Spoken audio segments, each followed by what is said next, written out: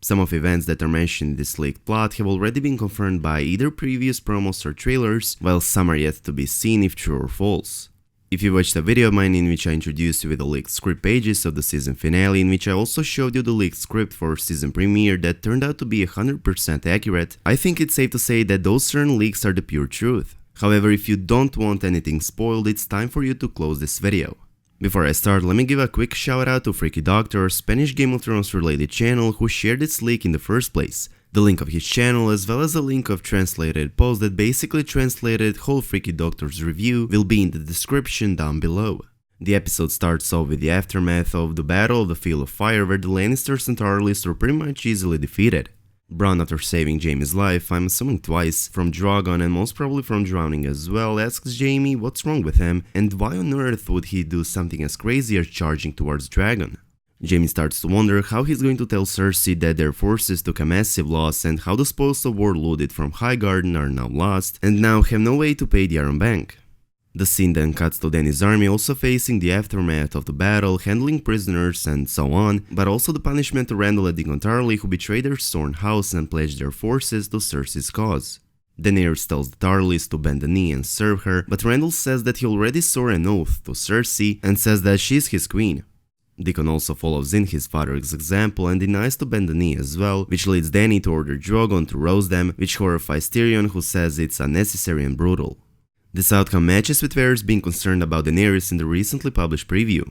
In that shot, Varys is being concerned about his queen and says to Tyrion that he needs to find a way to make her listen. Scene at Dragonstone is next. Daenerys returns with Drogon at Dragonstone, and when she arrives, Jon Snow is there waiting for her. Drogon with Daenerys on his back lands in front of Jon, who is a little taken back at first, but when Drogon gets closer, Jon pets him a bit and Drogon allows it. As expected, this leaves Dany in shock and continues her intrigue for Jon. After getting down from Drogon, Daenerys talks about her dragons with Jon and states that they are not beasts to her, but rather her children. At this point, Jorah Mormont arrives at Dragonstone and finally reunites with Daenerys. Daenerys is very happy that Jorah is back and healthy, but Jorah is skeptical about Jon Snow, but it's not clear if he knows who Jon is from the start. There's a point where Jon figures out who Jorah is, son of Jor, and they end up warming up to each other, something like Jorah and Sam earlier this season. Jon offers Longclaw back to Jorah since it's his house's ancestral weapon, but Jorah refuses, saying his father gave it to Jon for a reason. Winterfell is next where a flock of ravens is being sent out. Those ravens, of which one is being watched by Bran, go beyond the wall to see what the Night King is up to, but the Night King senses it, and Bran is either forced out of the mind of a raven or leaves out of fear. Back to Dragonstone, Jon gets a raven stating that Arya and Bran have arrived back at Winterfell, which obviously makes Jon happy, but doesn't have the time to think about it. The raven will also include information regarding the Night King and his army, who Bran saw marching towards Eastwatch by the sea. Tyrion and Varys are wondering if Daenerys will be as brutal as her father and how Dany did things that were unnecessary such as burning Tarlys and what they should do about it. Then they decide to inform Cersei about the Night King and his undead army in order to persuade Cersei into joining them, which would pause or end the war since every man in Westeros will be needed to fight in the Great War that is coming.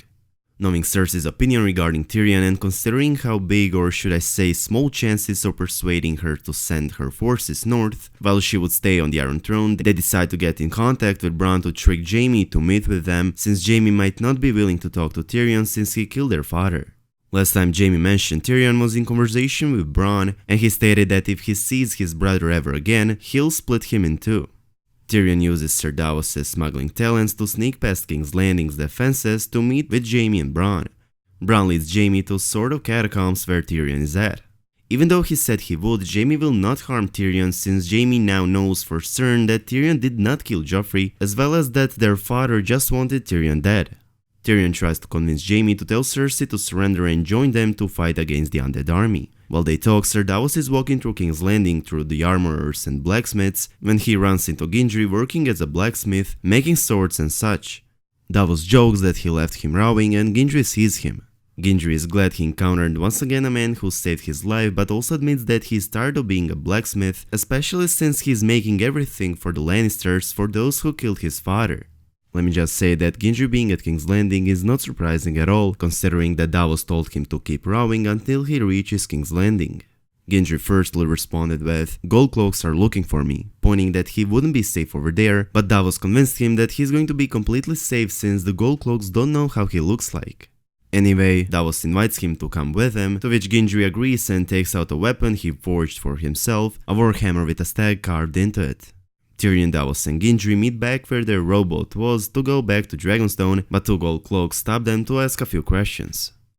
Davos tells them they are traders, to which the gold cloaks ask them what they trade to. Davos answers them they trade aphrodisiac crabs and offers these crabs to them as a form of bribery to let them go. While Davos is working on a solution, Gendry is getting a little nervous as he has his warhammer hidden in a rowboat, trying not to raise suspicion, but then the most famous dwarf in the world shows up and walks past the gold cloaks, which of course makes the gold cloaks to automatically see through Davos' deception.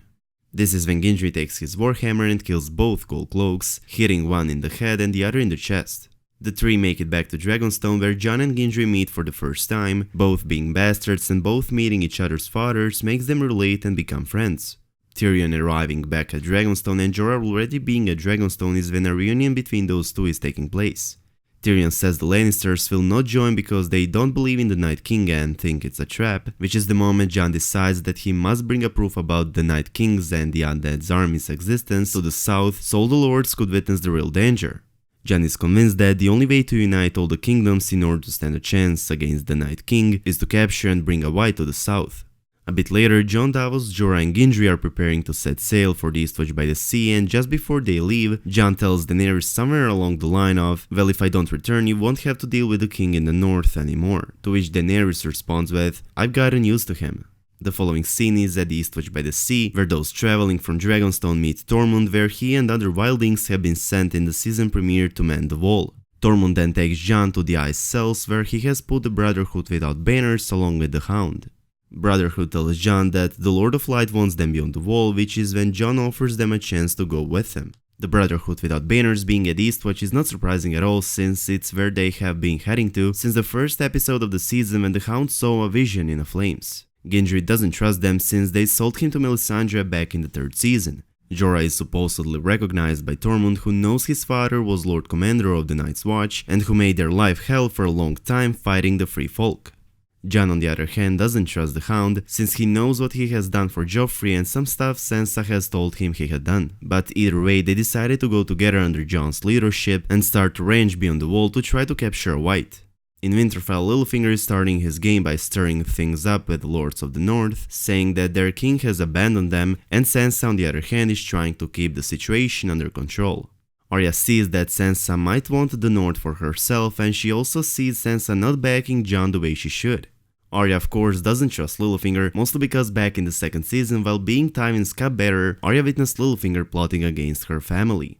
Arya starts to spy on him, which Littlefinger, being the cunning Gus he is, recognizes. Littlefinger also sees that she doesn't have an agenda, which he admits is dangerous, since it's hard to manipulate someone like that, but he can try to deceive her. Baelish pulls the letter Sansa made to sign back in the very first season, asking Robb to bend the knee and stating that Ned was a traitor. Baelish pulls it out and makes sure Arya sees him hiding it, which Arya later decides to look for.